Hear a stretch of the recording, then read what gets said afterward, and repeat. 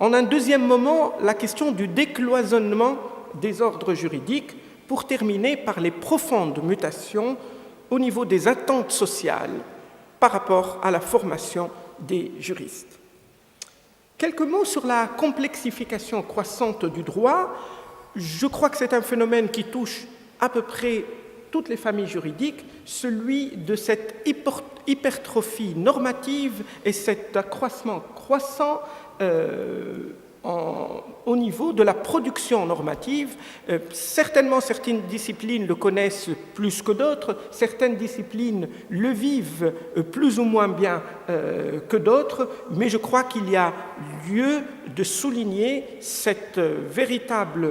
véritable phénomène transversal qu'est la production de plus en plus diserte de normes juridiques.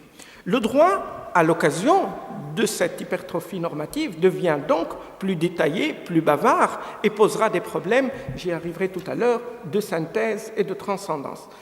Également, il faudra voir et mettre aussi dans cette catégorie de réflexion relative à la complexification croissante du droit cette tendance à la technicité, pour le moins pour un certain nombre de disciplines, et cette technicisation du droit le rend de moins en moins accessible à celui dont il est le destinataire. Je crois que nous sommes d'accord, le droit n'est pas destiné aux professeurs de droit ni aux étudiants, il est destiné aux sujets de droit. Or, cette technicisation croissante rend ce droit de moins en moins intelligible, de moins en moins compréhensible, et dire que le premier jour où nous recevons nos étudiants, nous leur rappelons que nul n'est censé ignorer la loi, je pense qu'au fond de nous-mêmes, chacun sait combien cet adage est difficile et de plus en plus difficile à mettre en œuvre dans nos droits de plus en plus complexes, de plus en plus techniques et de plus en plus détaillés. Le professeur de droit qui, face à ce phénomène d'évolution de nos disciplines, doit avoir donc une vigilance pédagogique beaucoup plus élevée et beaucoup plus aiguisée qu'à l'accoutumée, parce qu'il doit permettre à ses étudiants, il doit les outiller à faire face à cette hypertrophie normative et d'aller vers ce qu'il considère ou ce qu'il peut leur démontrer comme étant l'essentiel dans de cet ensemble normatif de plus en plus étendu. En plus, et à côté de cette complexification croissante du droit, nous assistons, et cela a été évoqué par un certain nombre d'intervenants cet après-midi et ce matin, à un décloisonnement de plus en plus évident des ordres juridiques. L'exemple qui a été donné, bien entendu, est l'exemple du système juridique de la construction européenne, mais je donnerai tout à l'heure des exemples pour montrer que cela ne se vérifie pas que dans ce contexte-là. Nous apprenons à nos étudiants, notamment en première année, en leur posant la question ou en essayant de répondre devant eux à cette question, est-ce que le droit est une science ou un art? Et très souvent, les réponses les plus audacieuses finissent par dire que le droit est une science, mais c'est une science non universelle. Or, si on parle de décloisonnement d'ordre juridique, c'est probablement un enjeu d'universalisation potentiel du droit qui s'esquisse devant nous. On ne peut plus dire que dans tel pays ou dans telle sphère, la solution à tel problème est fondamentalement différente à telle autre situation, tellement les systèmes juridiques deviennent perméables les uns par rapport aux autres. Le premier mouvement que j'esquisse devant vous est certainement un mouvement vertical.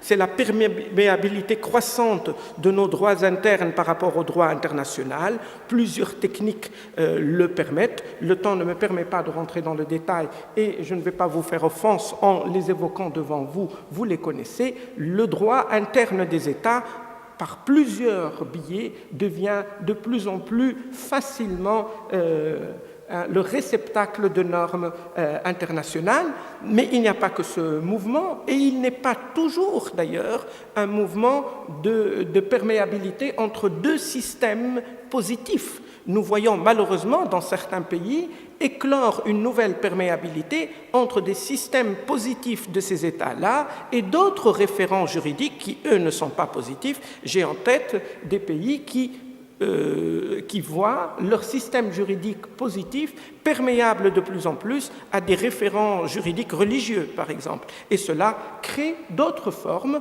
pas toujours souhaitables, pas toujours dans le sens de l'état de droit et pas toujours dans le sens de la garantie de la sécurité juridique.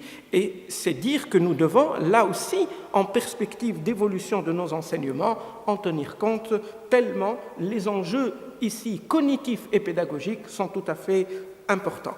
La troisième piste de réflexion que j'ai voulu esquisser devant vous, c'est celle de la mutation, cette fois-ci, non pas du droit au sens technique, non pas des ordres juridiques entre eux, mais c'est la mutation de la société qui interpelle la faculté comme lieu où on façonne les futurs juristes qu'elle est censée soit absorber, soit solliciter. Tout d'abord, j'ai évoqué tout à l'heure Internet comme un outil, mais je crois qu'Internet, est au-delà d'être un outil, est un champ aujourd'hui opérationnel qui met au défi les classiques et les arcanes classiques de nos enseignements. Nous enseignons tout à fait allègrement que l'État a 3 dimensions de son espace, un espace terrestre, un espace aérien et un espace maritime.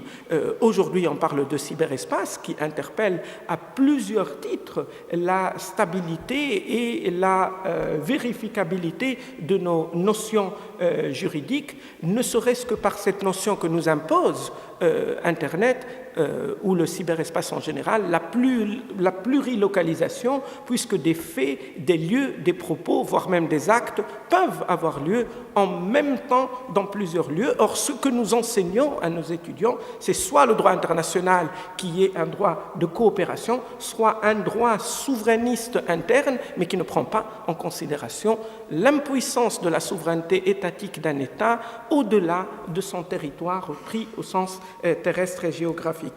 Au-delà de cela, se pose la question aujourd'hui de préparer nos étudiants à ce qu'on appelle le droit de l'immatériel, également un grand chantier qui s'esquisse devant nous.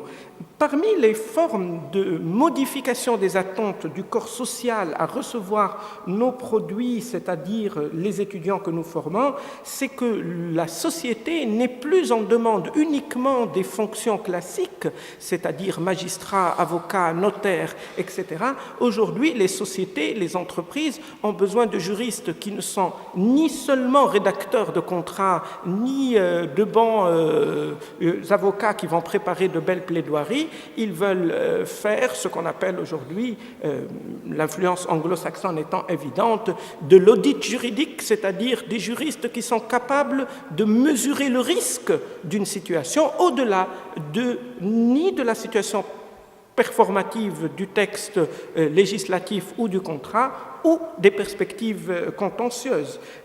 Il est question aujourd'hui d'évaluer la qualité normative des systèmes. On enseigne dans certaines facultés, c'est rare et probablement faut-il le généraliser, la légistique, c'est-à-dire les techniques d'améliorer la rédaction des textes. Cela est probablement à mettre en écho du point premier que j'ai commencé par évoquer tout à l'heure, celui de l'hypertrophie normative.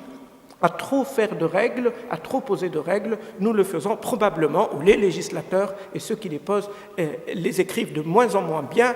Or, il faut préparer à ces nouveaux métiers du droit que, entre autres, ceux que j'ai évoqués et auxquels j'ajoute, ceux qui sont capables d'évaluer, de proposer et d'accompagner l'amélioration normative de la qualité de ces lois. Monsieur le Président, je ne vais pas abuser de mon temps. Je voudrais souligner avec vous, avec beaucoup de plaisir, l'harmonie et la synchronisation qui n'étaient pas du tout préparée, elle est tout à fait fortuite, entre ce pourquoi nous a invités la faculté de droit de Bucarest et le programme de l'Académie internationale de droit constitutionnel qui se tiendra en juillet à Tunis, dont le thème, ça n'a pas été préparé, sciences et techniques du droit constitutionnel. Je serai heureux d'étudier les candidatures que vous aurez bien voulu nous proposer de vos étudiants de master et de vos doctorants. Monsieur le Président, merci beaucoup.